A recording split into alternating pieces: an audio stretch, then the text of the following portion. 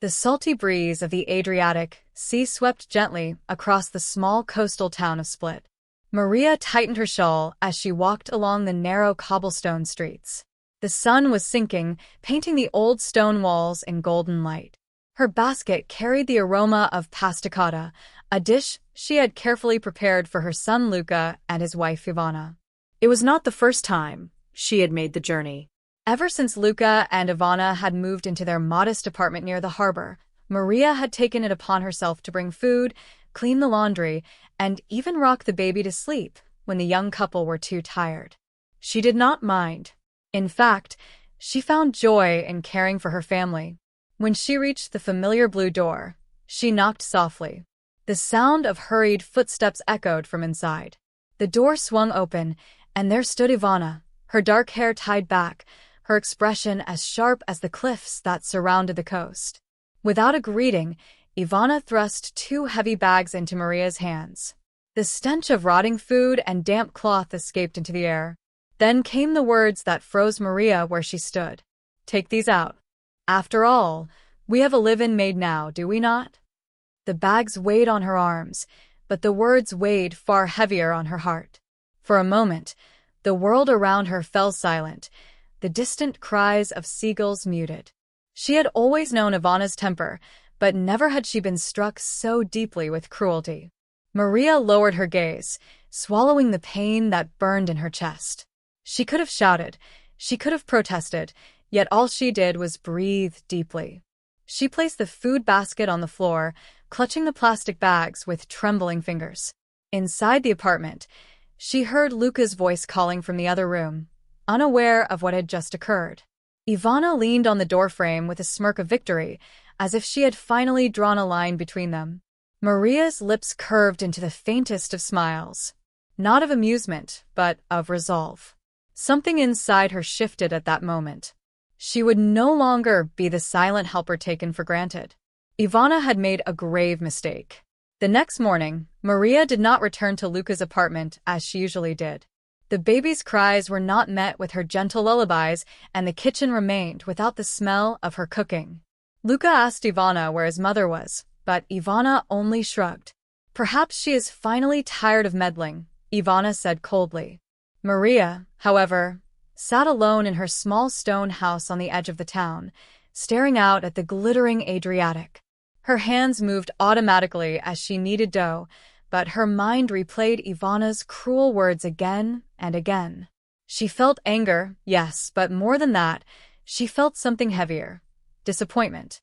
From that day forward, she made a quiet decision. No more meals. No more laundry. No more babysitting. She would let Luca and Ivana discover what life was like without her. Days passed, and slowly the absence of Maria began to carve cracks into the household. Luca came home from work to find dishes piled high in the sink. The baby's cries echoed down the corridor, unanswered. Ivana's hair grew untidy, her face pale with exhaustion. Still, pride kept Ivana from admitting the truth. When Luca asked why the house was in disarray, she snapped, "It is your mother's fault for spoiling us before. We will manage." But managing was not so simple. The meals they bought from the tavern were expensive, and the laundry sat damp for days, spreading a sour smell through the apartment. Neighbors began whispering, raising their brows at how the young couple had fallen apart so quickly. One evening, Luca visited Maria. He noticed the warm glow of her kitchen, the familiar smell of baked bread. For a moment, he was tempted to ask her for help. But the memory of Ivana's words stopped him. "Mother," Luca said gently, "Ivana says you are upset. Is something wrong?" Maria looked at her son with calm eyes. "Nothing is wrong, Luca. You are married now. You have your own household. You must learn to live without me." Her words pierced him, though spoken softly. Luca realized for the first time how much his mother had carried their home on her shoulders. Yet, bound by loyalty to his wife, he said nothing more. As weeks dragged on, Ivana's frustration turned to bitterness. She slammed pots, cursed under her breath, and accused Luca of not helping enough. The baby cried longer at night, his tiny body restless. "Your mother has abandoned us," Ivana shouted one evening, her voice sharp enough to rattle the walls. Luca stood silently, staring at the floor. For the first time, he began to wonder if it was not his mother who had abandoned them, but his wife who had pushed her away. Winter arrived in Split, and with it came the biting winds from the sea. The apartment grew colder, and the firewood pile dwindled. One evening, Luca returned home to find Ivana weeping, her hands raw from scrubbing clothes in cold water. "Why does she not come back?" Ivana whispered, her pride finally breaking. "She used to help us. She used to care." Luca looked at her, torn between anger and pity. He knew the answer, but did not dare to speak it aloud. It was Ivana herself who had driven Maria away. At last, Luca could no longer bear it. One night, after another heated argument with Ivana, he left the apartment and walked through the cold streets to his mother's house. He fell to his knees before Maria.